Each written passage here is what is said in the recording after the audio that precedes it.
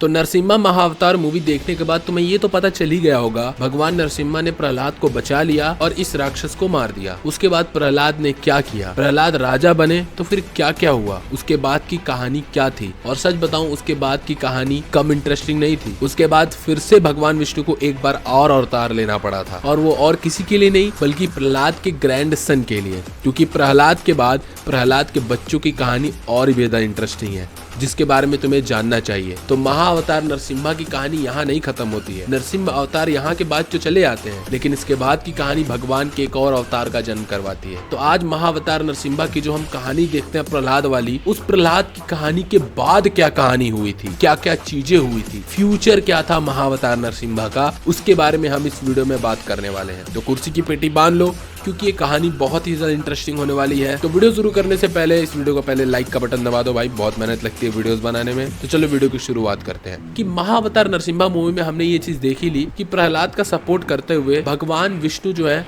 वो नरसिम्हा का अवतार लेते हैं और हिरण्यकश्यप को मार देते हैं। लेकिन प्रॉब्लम ये होती है ना कि हिरण्यकश्यप को मारने के बाद भगवान नरसिम्हा इतना ज्यादा रेज में आ जाते हैं, रेज में मतलब बहुत ज्यादा गुस्से में आ जाते हैं, एंड वो अपना गुस्सा कंट्रोल नहीं करते। उनके गुस्से से पूरा त्राहिमाम मच जाता है धरती लोक पे, पाताल लोक पे और स्वर्ग लोक पे। कोई भी गॉड आकर के भगवान नरसिम्हा को नहीं रोक सकता था, क्योंकि वो इतना ज्यादा गुस्सा हो गए थे, इतना ज्यादा भड़क गए थे, और वो गुस्से से तांडव मचा के रख दिए थे, जो कि हमें इस मूवी में दिखाई जाती है। लेकिन एक सबसे बड़ी चीज थी कि फिर बोला जाता है कि प्रहलाद ही जाकर के भगवान को शांत करा सकते हैं, तो नहीं जाकर के भगवान को शांत कराना चाहिए। और प्रहलाद जाते भी है भगवान को शांत कराने के लिए, और नरसिम्हा भगवान को शांत करा देते हैं। लेकिन उसके बाद नरसिम्हा भगवान का क्या होता है, तो एक्चुअली उसमें कुछ ऐसा होता है कि पहले तो प्रहलाद भगवान नरसिम्हा को शांत कराते ही है, लेकिन जो भगवान शंकर जी होते हैं वो भी एक अवतार लेते हैं, जिस अवतार का नाम होता है सर्भा अवतार, जिसमें भगवान शंकर आधा सिंह और आधा पक्षी का रूप ले लेते हैं। जैसे भगवान नरसिम्हा का आधा मनुष्य आधा सिंह का अवतार था, वैसे ही शिव जी का आधा पक्षी और आधा सिंह का अवतार था, यानी आधे लायन का अवतार था। और वो अवतार उन्होंने इसीलिए लिया था कि प्रहलाद के बाद वो भी सिंह अवतार यानी नरसिम्हा को शांत करा पाए। तो अपने वो इस अवतार से भगवान नरसिम्हा को वो शांत कराते हैं। उसके बाद भगवान जो नरसिम्हा थे वो अपने ओरिजिनल अवतार यानी भगवान विष्णु के अवतार में चले जाते हैं। उसके बाद इस पूरी कहानी का अंत हो जाता है। लेकिन इस कहानी के अंत के बाद एक नई कहानी की शुरुआत होती है, एक ऐसी कहानी जो कि भगवान विष्णु के एक अलग अवतार को जन्म देगी। अब सब कुछ कुशल मंगल हो जाता है, प्रहलाद को उस जगह का राजा बना दिया जाता है, और प्रहलाद की भक्ति इतना ज्यादा बढ़ने लग जाती है, लोग अब भगवान विष्णु के भक्त बनने लग जाते हैं। वहाँ का जो राक्षस समाज होता है वो भी धर्म के तरफ अपने हाथ को बढ़ाता है, और सभी लोग धार्मिक हो जाते हैं। प्रहलाद अपने इस धर्म को बढ़ चढ़ के बढ़ाते हैं और स्पिरिचुअल अपनी जिंदगी भर रहते हैं, और ये उनका पूरा राज्य अच्छा चल रहा होता है। लेकिन तब तक जब तक प्रहलाद का बेटा नहीं पैदा होता। प्रहलाद का एक बेटा पैदा होता है जिनका नाम होता है विरोचना। विरोचना जैसे ही पैदा होता है, वो जब बड़ा हो जाता है वो राजा प्रहलाद की तरह बिल्कुल भी नहीं बनता। जहाँ पर पहले प्रहलाद जी बहुत ही ज्यादा स्पिरिचुअल थे, भगवान की बहुत ज्यादा भक्ति करते थे, विरोचना उसके बिल्कुल अपोजिट था। विरोचना उतना ज्यादा भक्ति नहीं करता था, वो उतना ज्यादा स्पिरिचुअल नहीं था, बल्कि वो डिप्लोमेसी पे बहुत ज्यादा बिलीव करता था, वो विक्ट्री पे बहुत ज्यादा बिलीव करता था, वो पावर पे बहुत ज्यादा बिलीव करता था। मैं ये नहीं बोल रहा हूँ कि वो बहुत ज्यादा नेगेटिव कैरेक्टर था, नहीं, बिल्कुल भी वो जरा सा भी नेगेटिव कैरेक्टर नहीं था। एक न्यूट्रल होता है ना कि भगवान की भक्ति भी नहीं करता था, भगवान की भक्ति में भी ज्यादा नहीं था, और उनके नेगेटिव भी ज्यादा नहीं था। वो न्यूट्रल था, वो अपने काम से मतलब रखता था, बहुत ज्यादा डिप्लोमेट टाइप इंसान था, डिप्लोमेसी रखता था। लेकिन फिर क्या होता है, जब प्रहलाद जी के बाद वो राजा बन जाता है, पावर तो उसके पास बहुत होती है। अब पावर होने के बाद वो धीरे धीरे करके बहुत ज्यादा पावरफुल भी बन जाता है। जैसा कि मैंने बोला कि वो ज्यादा स्पिरिचुअल नहीं था, लेकिन फिर भी भगवान को वो मानता था। हर समय वो पूजा नहीं करता था बैठ के, लेकिन फिर भी वो भगवान को मानता था, और वो बहुत ब्रेव भी था। और जब वो ब्रेव था तो उसके वजह से क्या होता है कि भगवान इंद्र जो थे उनको इससे बड़ी जलन होती थी, क्योंकि ये बड़ा पावरफुल था। ये चीज देख करके भगवान इंद्र को अच्छा नहीं लगता था। और तो और हमारा जो विरोचना था, इसको एक क्राउन भी दिया गया था, एक ऐसा क्राउन जिसका नाम था सूर्य कृतिका, जिसको ये बहुत ही ज्यादा तपस्या करके हासिल किया था। अब उस क्राउन की खासियत ये थी ना कि वो क्राउन अगर किसी को मिल जाता था तो वो हमेशा सत्य ही बोलता था। सत्य मतलब कि उसी की बातों की वैल्यू होती थी, मतलब सत्यता का प्रतीक उसे माना जाता था।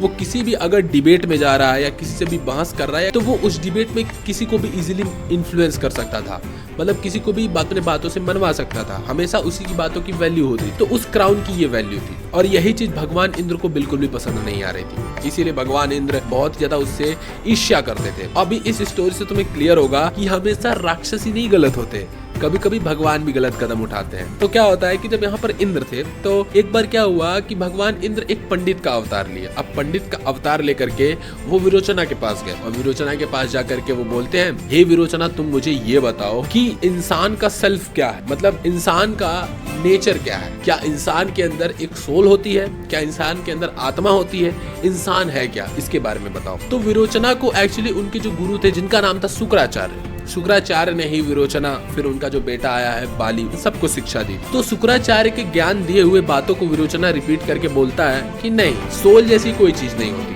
आत्मा जैसी कोई चीज नहीं होती, हमारी ही बॉडी ही हमारी आत्मा है, मतलब हमारा फिजिकल एस्पेक्ट ही है मेन, मतलब हम फिजिकली जैसे दिखते हैं वही है हमारा मेन। मतलब अगर हमने फिजिकली आनंद प्राप्त कर लिया तो हमारे सोल को भी आनंद मिल गया। हमारी बॉडी और सोल कोई अलग चीज नहीं होती है, एक ही चीज होती है, बॉडी ही है सब कुछ, बॉडी के अलावा और कुछ है ही नहीं। और ये चीज तुम्हें पता है कि हाँ ये चीज गलत है, बॉडी और सोल दोनों अलग चीज होती है। लेकिन जब ये बात वो इंद्र से बोलते हैं तो इंद्र जबरदस्ती, वो चाहता था कि ये गलत जवाब दे, और वो गलत जवाब सुन करके ऐसा दिखाता है विरोचना को कि वो इनकी बातों से इम्प्रेस हो गया है, और वो ये दिखाता है कि तुमने बिल्कुल सही बोला, और वो इनकी बातों से इम्प्रेस होकर के इंद्रदेव वहां से चले जाते हैं। लेकिन हालांकि ये गलत बोलते हैं, इंद्रदेव को भी पता था कि ये गलत बोल रहा है, लेकिन फिर भी इंद्रदेव मैनिपुलेट करना चाहते थे, इसे ट्रिक करना चाहते थे, और इंद्रदेव ने इसे ट्रिक कर दिया। और मेन पर्पस था ट्रिक करने का, इंद्रदेव इन्हें ट्रिक कर दिया, और उसके बाद इंद्रदेव ऐसा प्रदर्शित किया अपने आप को कि तुमने बिल्कुल सही बोला है, और प्रसन्न होकर के वहां से चले गए। फिर कुछ टाइम बाद इंद्रदेव वापस से एक अवतार लेते हैं, क्योंकि इंद्रदेव जलते तो बहुत थे विरोचना से, तो अवतार लेने के बाद वापस से एक ब्राह्मण का अवतार ही लेते हैं। वो जाते हैं विरोचना के पास। विरोचना को पता नहीं चलता कि ये इंद्रदेव है, विरोचना के साथ रहते हैं, उसका ट्रस्ट हासिल करते हैं, उसके हमेशा साथ साथ रहते हैं, और विरोचना को इनके ऊपर काफी विश्वास हो जाता है। एक बार क्या होता है कि ये लोग रास्ते से जा रहे होते हैं, विरोचना को ये बोलते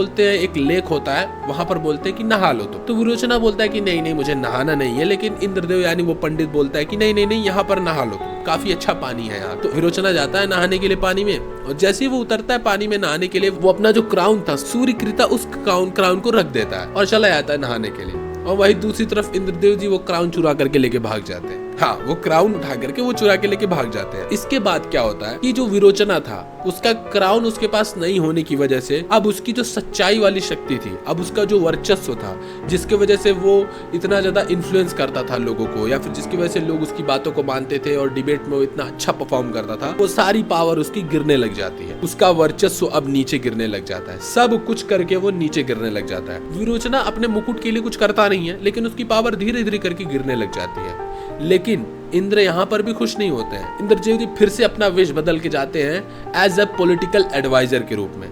पॉलिटिकल एडवाइजर के रूप में वो विरोचना के राज्य में एज अ मंत्री बन करके जाते हैं, और मंत्री बनने के साथ साथ वो कुछ ऐसा विरोचना से क्वेश्चन आंसर प्रश्नवाद करते हैं और डिबेट विबेट करते हैं, जिसकी वजह से पॉलिटिकली विरोचना उनसे हार जाता है एंड भगवान इंद्र उसे मार डालते हैं। और यहीं पे विरोचना की कहानी द एंड हो जाती है। और इस कहानी से हमें यही पता चलता है कि किस तरीके से जो विरोचना था वो लास्ट में जब भगवान इंद्र से हारता है, देन वो फाइट बैक नहीं करता, वो अपनी हार को एक्सेप्ट करता है और वो अपनी हार से ही मारा जाता है। विरोचना फाइट बैक नहीं करता, वो चाहता है, एक राक्षस था, वो फाइट बैक करके इंद्रदेव को हरा सकता था, बहुत ज्यादा पावरफुल था, सब कुछ था उसके पास, लेकिन वो फाइट बैक नहीं करता, वो हार जाता है और वो मर जाता है, लेकिन इंद्र उसे मार डालते हैं। और इस कहानी से हमें यही जानने को मिलता है कि किस तरीके से कभी कभी भगवान भी जो है वो गलत रास्ता फॉलो कर लेते हैं और राक्षस वो सही रास्ते पे ही बना रहता है। और ऐसा नहीं है कि इंद्रदेव को हमेशा तुम सही ही मानो, स्वर्ग लोक का राजा हमेशा सही नहीं था, उन्होंने भी कई गलतियां करी हैं, जिसमें से ये एक। लेकिन अब असली कहानी यहाँ से शुरू होती है, क्योंकि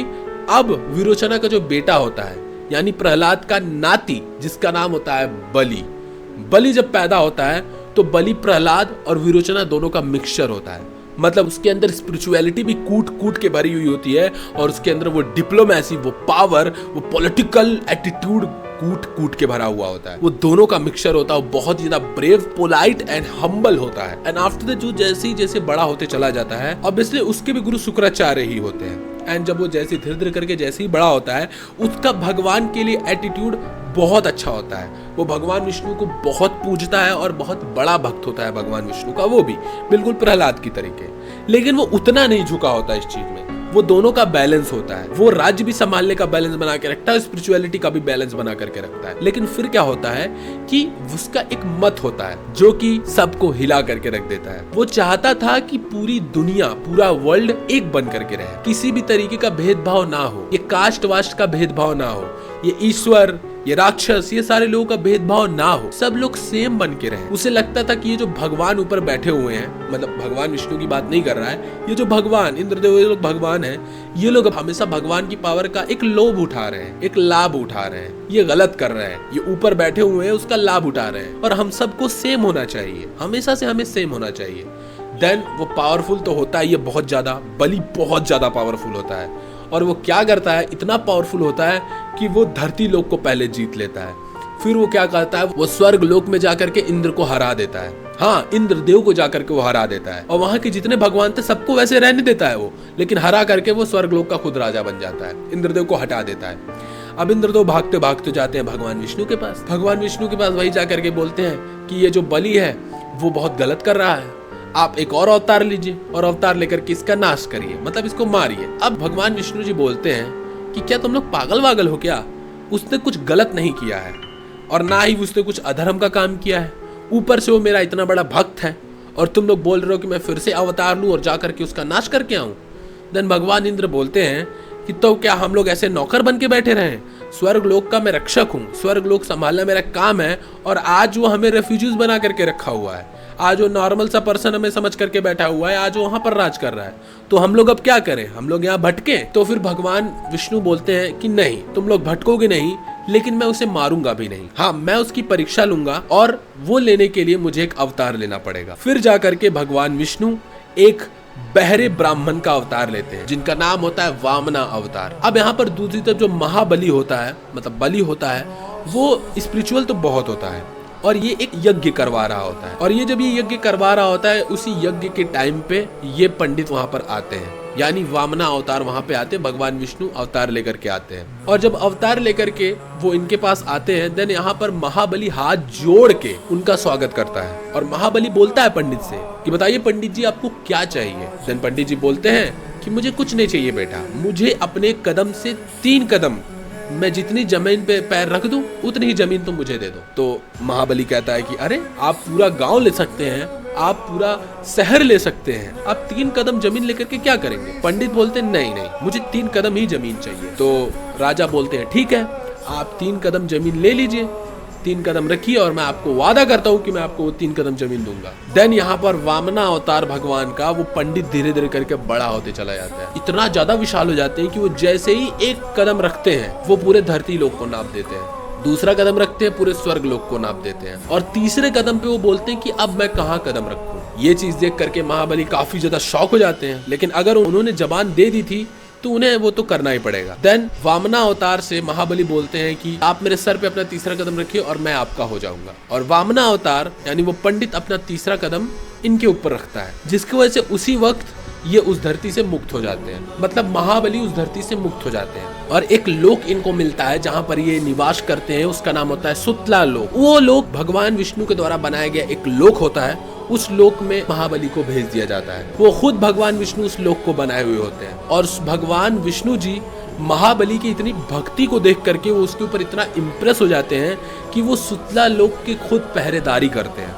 हाँ, वो उस लोक की खुद पहरेदारी करते हैं as a token of love, और इस लोक को स्वर्ग लोक से भी ज्यादा बड़ा माना जाता है, क्योंकि यहाँ पर खुद भगवान विष्णु पहरेदारी कर रहे हैं, उससे भी ज्यादा इसे अच्छा माना जाता है। और तो और एक चीज और पता चलती है कि महाबली को पहले से बात पता थी कि भगवान विष्णु जो हैं वो अवतार लेके आ रहे हैं, क्योंकि उनके जो गुरु थे यानी शुक्राचार्य, उनको पहले से पता था कि भगवान जी आ रहे हैं इनको ट्रिक करने के लिए, और शुक्राचार्य ने बताया भी था, लेकिन फिर भी महाबली बोले कि नहीं, अगर भगवान आ रहे हैं तो वो जो बोलेंगे वो मुझे करना पड़ेगा। और तो और ये भी बोला जाता है कि जो भगवान इंद्र के बाद वहाँ जो स्वर्ग लोक पे इन्होंने कब्जा किया था, मतलब महाबली ने कब्जा किया था, तो वहाँ के भगवानों ने ऐसा भी बताया था कि इंद्र से ज्यादा अच्छे तरीके से स्वर्ग लोक पे महाबली ने राज किया था। हाँ, महाबली ने इंद्र से ज्यादा अच्छे तरीके से स्वर्ग लोक पे राज किया था, और इन सब तरीके से प्रूव होता है कि महाबली को एक मामूली राक्षस या मामूली राजा नहीं थे, वो भी प्रहलाद जी से कम नहीं थे, उनकी भी भक्ति कम नहीं थी, उन्होंने अपने आप तक को निछावर कर दिया केवल और केवल अपने वचन को पूरा करने के लिए। और हम ये बोल सकते हैं कि प्रहलाद जी की लेगेसी को भले ही उनका बेटा ना कंटिन्यू कर सका, लेकिन उनका नाती ग्रैंडसन ने बहुत अच्छे तरीके से कैरी आउट किया, जिसकी वजह से भगवान को फिर से एक बार अवतार लेना पड़ा। तो ये पूरी प्रहलाद की जनरेशन ही अपने आप में एक अलग ही तरीके के सेक्रीफाइजर्स थे। ये थी पूरी की पूरी कहानी की फ्यूचर में और क्या क्या चीजें हुई थी जिसको मूवी ने हमें नहीं दिखाया। उसको केवल नरसिम्हा अवतार दिखाना, तो उन्होंने वो अवतार दिखा दिया है। और इस यूनिवर्स की इन लोगों ने अगली मूवी अनाउंस की परशुराम, तो ये कहानी कभी तुम्हें देखने को मिलने भी नहीं वाली। मुझे लगा कि मुझे बताना चाहिए, तो मैंने तुम लोगों को बता दिया। बाकी तुम कमेंट से मुझे अपना सारा ओपिनियन बता देना, और कुछ गलत मैंने अगर बताया हो तो उसके लिए मैं अभी माफी मांगता हूँ, क्योंकि मैं ये सारी चीजें ऑब्वियसली सर्च करके पढ़ करके बताऊँ तो जरूरी नहीं 100% करेक्ट ही हूँ। और अगर तुमने एंडिंग एक्सप्लेनेशन वीडियो नहीं देखी है महाअवतार नरसिम्हा की, यहाँ आ रही है। पूरी सीरीज मैंने बना करके रखी है, एपिसोड वाइज कई मूवी की सीरीज को पहले जा करके पूरा करो। मिलते हैं इसी वीडियो में, बाय बाय।